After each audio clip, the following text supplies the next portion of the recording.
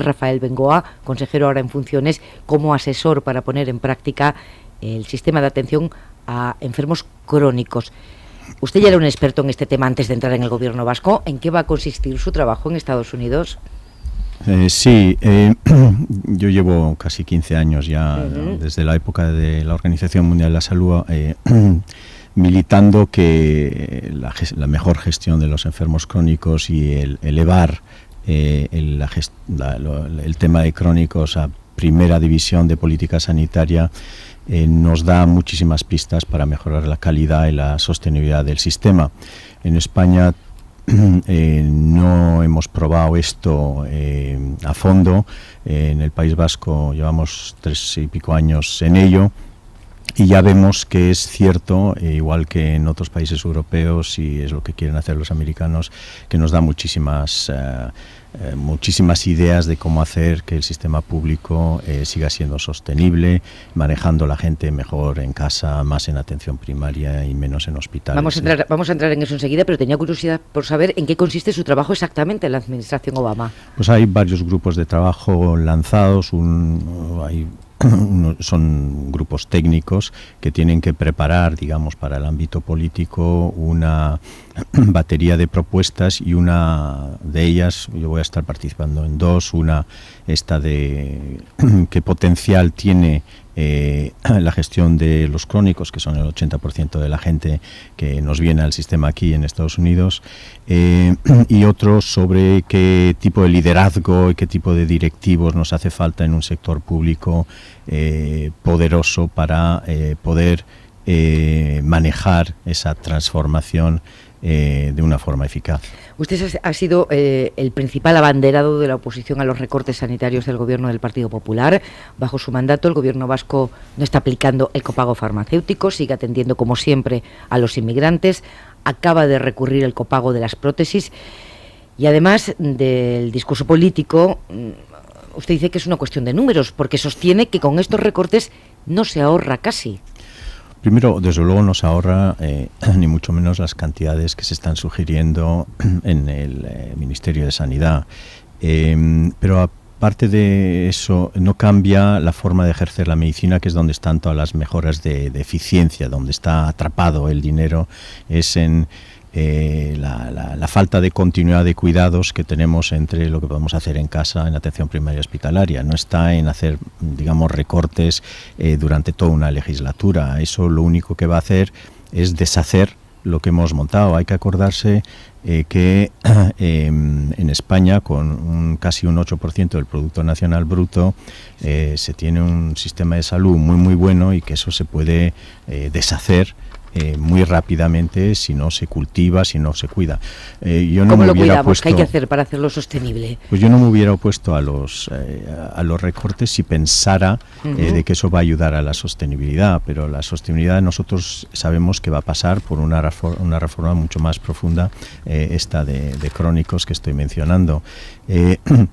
¿Cómo se cuida un sistema así? Pues primero manteniendo obviamente digamos los valores que lo han llevado hasta donde está, es decir, sí hay un componente político, pero en el lado de los valores, pero luego hay toda una dinámica. Yo además creo que esos valores están compartidos por prácticamente todos los partidos políticos en España, pero luego hay una dinámica de gestión y técnica donde ya empezamos todos a tener soluciones muy diferentes en distintas comunidades autónomas y a nivel nacional. Creo que también a nivel nacional, he estado escuchando la conversación antes sobre la educación, bien interesante. En sanidad está pasando un poquito lo mismo, es una especie de necesidad absoluta desde el ámbito nacional de uniformizar un país en absolutamente todo, cuando en muchos momentos la riqueza está precisamente en dejar que unos hagan unas cosas sin comprometer lo básico, aprender los nuevos modelos organizativos y pues comunicarlo rápidamente a la siguiente comunidad autónoma, y hacer que fluya la innovación precisamente para que los que se ha descubierto en un sitio pues se haga en otro, pero intentando uniformar el país con que todo sea igual en términos organizativos y de gestión, pues a mí me parece un error. No funciona así ni Suiza, ni Alemania, ni Estados Unidos, ni nadie. Sin embargo, aquí pues está imperando esa necesidad de uniformidad en todos los sectores. Una pregunta que se hacen muchos ciudadanos con temor: ¿la crisis se va a llevar por delante la sanidad pública, universal y gratuita en España? Yo creo que no, pero eso es lo que hay que...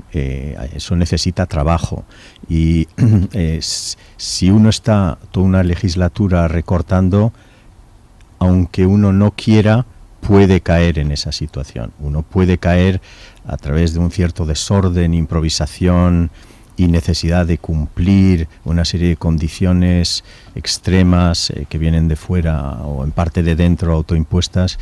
Uno puede acabar deshaciendo 40 años de universalidad del sistema. Como usted también sostiene que hay que trabajar y hacer los cambios necesarios para que el sistema sea sostenible, ¿cuáles son esos cambios? ¿Cómo deberíamos hacerlo para continuar teniendo una sanidad pública universal, gratuita, que no esté en riesgo porque la población envejece, vive más años, por ese argumento de los números que se maneja siempre cuando se proponen determinadas reformas?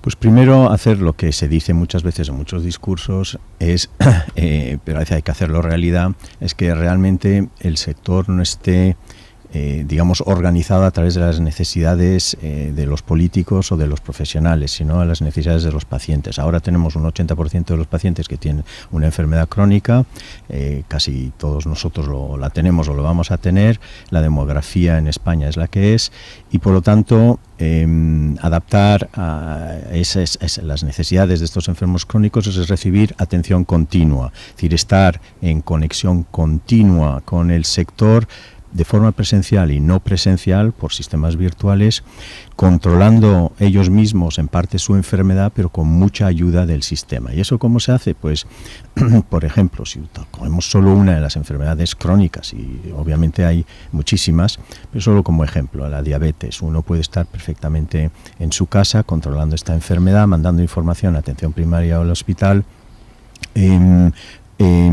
Cuando estos pacientes empiezan a descompensarse, uno puede enviar ayuda a casa o decirles, mira, ven rápidamente a primaria. Por lo tanto, uno ya ahí está ejerciendo lo que se llama medicina proactiva, en lugar de estar esperando que ese paciente se vaya descompensando. Y hay que recordar que casi todos los pacientes crónicos se descompensan despacio, es decir, su cuerpo va diciendo cosas antes de que... Pero de momento el modelo que tenemos es, esperamos que aparezcan por urgencias, luego les ingresamos, les reparamos y otra vez a casa hasta que se vuelvan a descompensar. Y eso es peor para su salud y más caro, ¿no? Y muchísimo más caro. Entonces lo que hay que hacer es muchísimo más proactividad. Ya, pero estamos preparados, primero, tecnológicamente, y segundo, la población que más sufre este tipo de enfermedades y que por lo tanto puede necesitar más ese seguimiento y esa actitud proactiva, ¿tiene conocimientos tecnológicos para que todo esto sea posible ya?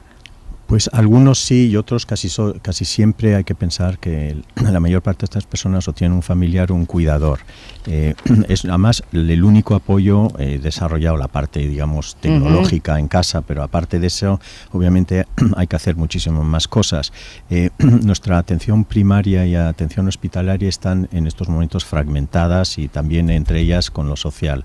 Estos pacientes no les importa, que además suelen ser muchas veces dependientes, qué administración maneja la sanidad o los servicios sociales. Lo que quieren es recibir servicios continuos. Entonces, si nosotros tenemos por ejemplo, una atención primaria o hospitalaria que no está comunicando con también sistemas de información, o los clínicos no están hablando los unos con los otros, pues es evidente que se rompe la continuidad de cuidados de estos enfermos. Entonces le repetimos pruebas, le repetimos radiografías, le repetimos, y eso otra vez es muy caro. Sabemos que podemos evitar el 15. Entonces, montando continuidad de cuidados, que además España tiene un muy buen modelo para montar la integración de cuidados, pero hace falta, pues obviamente, hacer una gestión muy diferente y ir en esa dirección. O sea, hacer más con menos, sí, en definitiva, y aprovechar la infraestructura que ya existe.